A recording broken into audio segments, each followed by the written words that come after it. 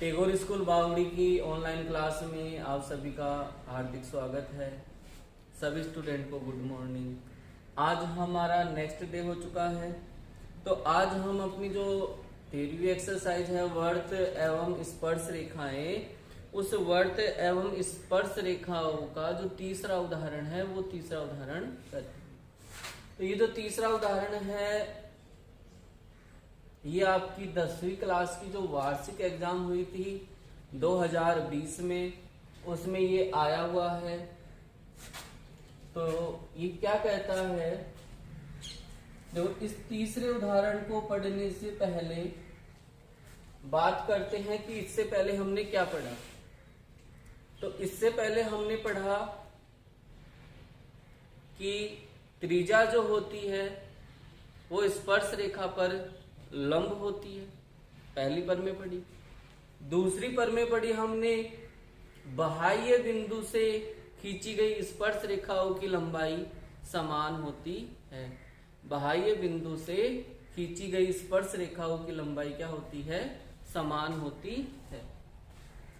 तीसरी पर में की बात करें तो तीसरी पर में हमने पढ़ी दो सेकेंद्रीय वर्तों में बड़े वर्त की जीवा जो छोटे वर्त को स्पर्श करती है, स्पर्श बिंदु उसे समद्विभाजित करता है। तो ये 3 पर में हमने पढ़ी है। उन्हीं के आधार पे उन्हीं की जो जानकारी है उसको काम में लेते हुए अपन ये करेंगे। तो क्या कहता है, जैसे ये कहे, देखो सिद्ध करने वाला इसमें शुरू में नहीं लिखा हुआ, जो परमें थी उसमें शुरू में मैंने लिखा था सिद्ध कीजिए कि बाह्य बिंदु से खींची गई स्पर्श रेखाओं की लंबाई समान होती है। लेकिन यहाँ सिद्ध करने वाला कहाँ लिखा हुआ है, पीछे लिखा हुआ है। कहाँ लिखा हुआ है जी, पीछे लिखा हुआ है। तो इसके पहले जो भी दिया हुआ है, जो भी लिखा हुआ है वो हमें दिया हुआ है। बात करते हैं हमारे पॉइंटों की। तो पॉइंट हमारे क्या जाएगा, पहला पॉइंट तो दिया हुआ है। पहला पॉइंट क्या जाएगा, दिया हुआ है। तो क्या दिया हुआ है, एक वर्त। तो एक वर्त के बारे में कहा है तो हम एक वर्त बना लेते हैं। तो हमें क्या दिया हुआ आ गया, हमें दिया हुआ आ गया एक वर्त जिसका केंद्र O है। एक वर्त जिसका केंद्र O। एक तो ये बात दी हुई आ गई। सिद्ध करने वाले प्रश्नों में, सभी प्रश्नों में वर्त तो आएगा ही आएगा दिया हुआ। तो ये वाली लाइन सभी में आएगी, एक वर्त जिसका केंद्र O है, सिद्ध करने वाले प्रश्नों में। एक वो सकेंद्रीय वाला है उसमें आएंगे 2 सकेंद्रीय वर्त जिनका केंद्र O है, बाकी सभी में यह है। एक वर्त त्रिभुज ABC की भुजा BC को P पर बाह्य स्पर्श करता है। त्रिभुज की भुजा को स्पर्श करता है ये, और कहां से, बाहर से। देखो त्रिभुज की भुजा को अगर ये स्पर्श करता है तो हमेशा बाहर से ही करेगा, अंदर से नहीं करेगा। अंदर से भी करवा सकते हैं वैसे तो, लेकिन इसने क्या कहा है कि बाह्य स्पर्श करता है। ये वाला जो है वो त्रिभुज की भुजा को बाहर से स्पर्श करता है। तो हमारा त्रिभुज किस प्रकार का होगा, इस प्रकार से होगा। यहाँ स्पर्श कर रहा है, प्रतिच्छेद नहीं, स्पर्श कर रहा है।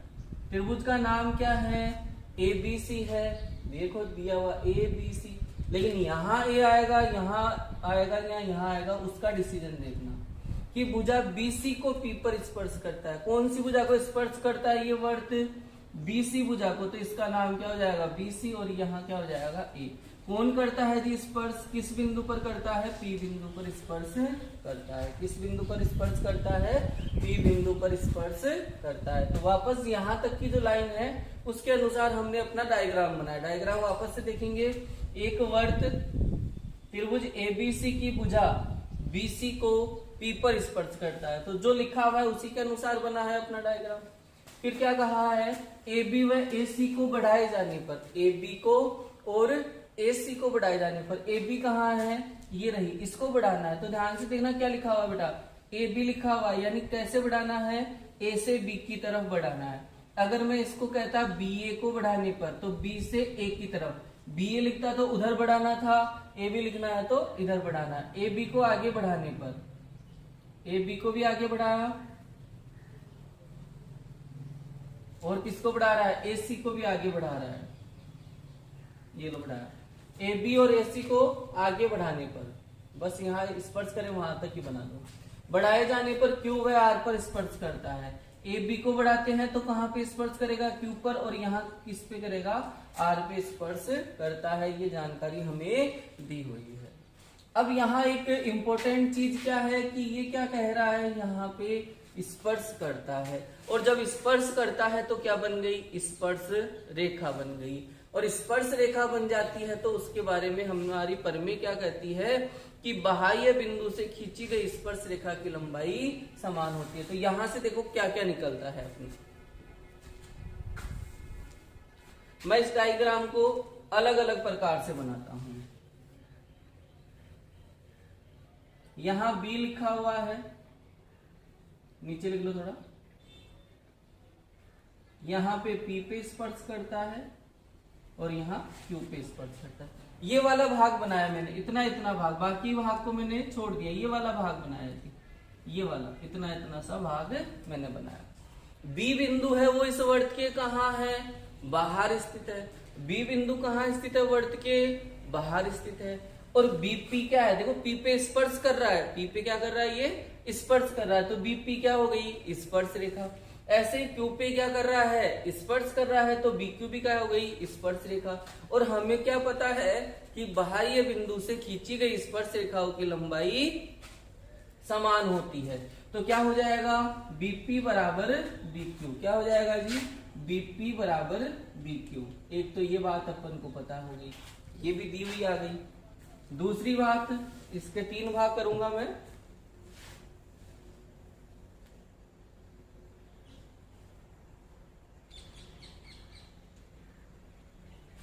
अब ये वाला पार्ट बनाया, ये वाला इधर वाला, ठीक।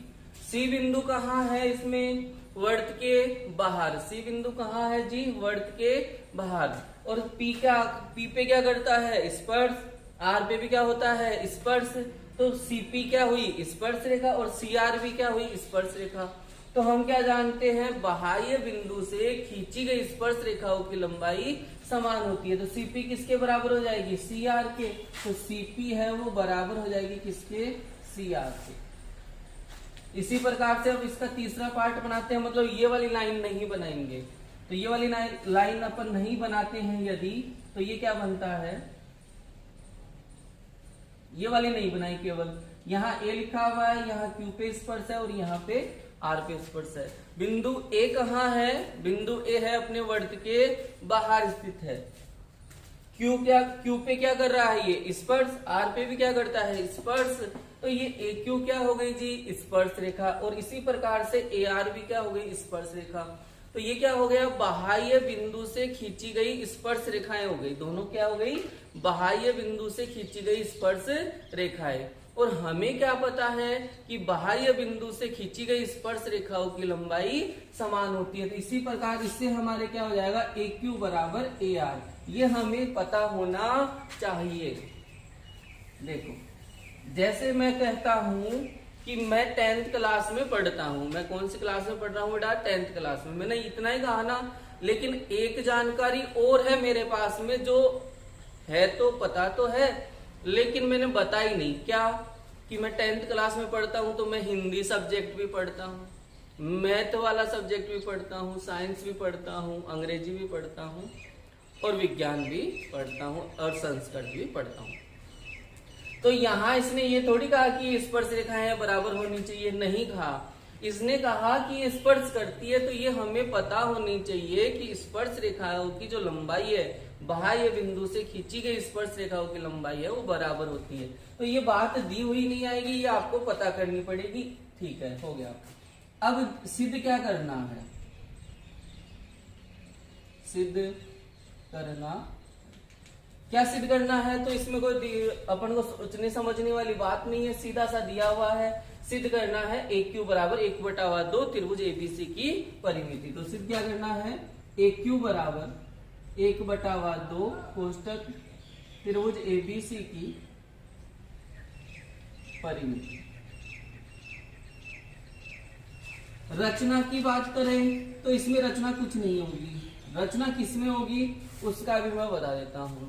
यदि किसी त्रिभुज में भुजाएं बराबर करनी हो, या कोई पर्सन की बात कर लो, किसी भी पर्सन में भुजा बराबर करनी हो या कोण बराबर करने हो, तो आपको यदि भुजा बराबर करनी हो, कोण बराबर करनी हो, तो उस पर्सन में तो आपको रचना करनी पड़ेगी और बाकी पर्सनों में आपको रचना नहीं करनी है। बात करते हैं इसकी।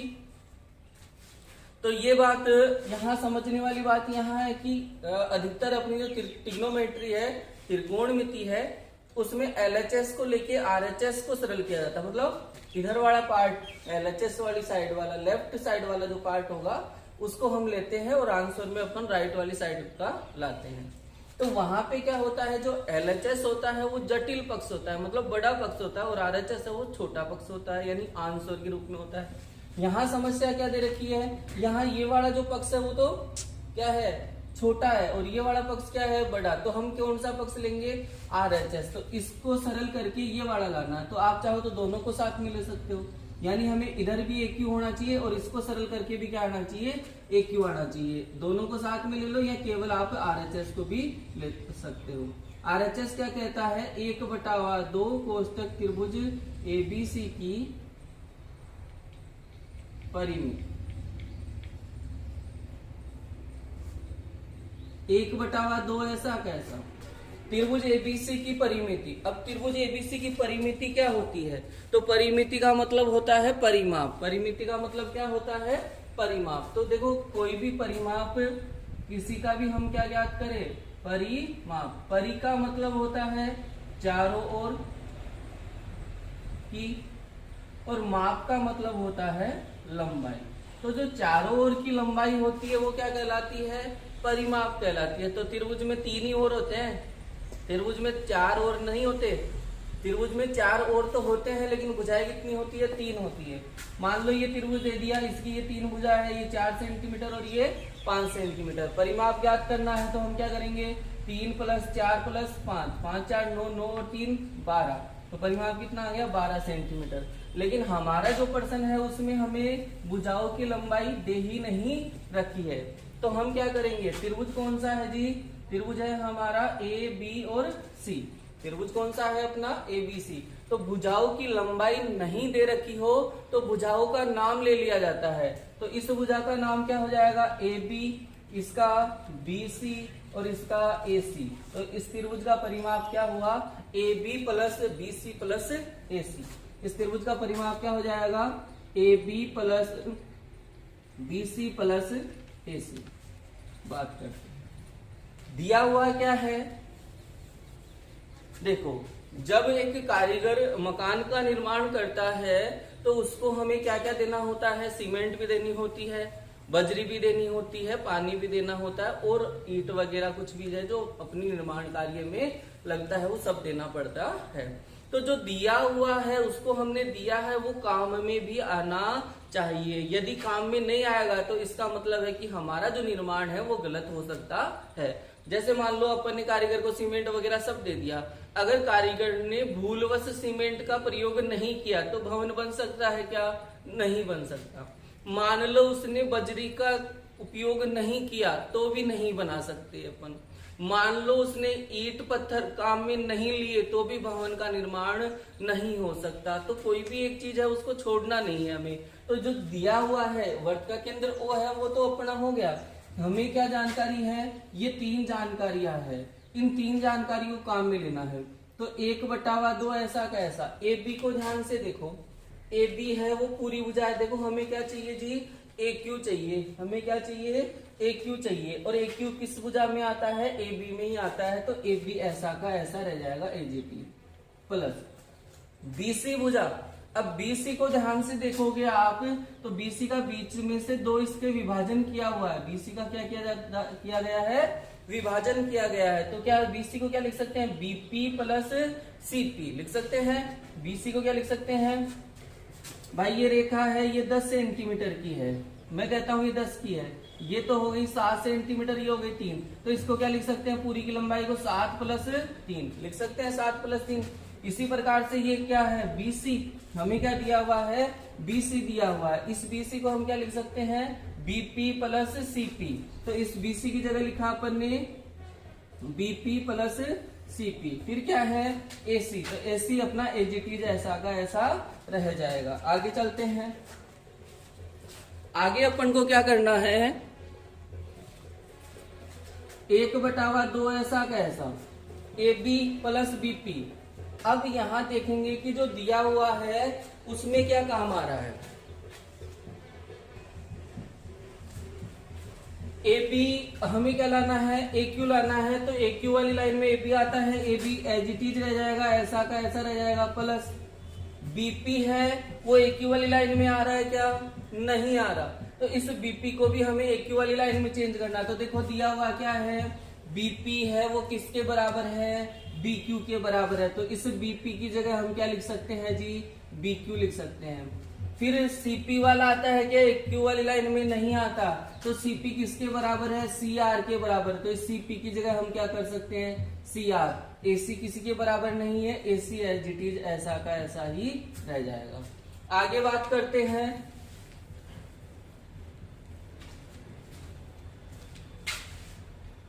एक बटावा 2 ऐसा का ऐसा।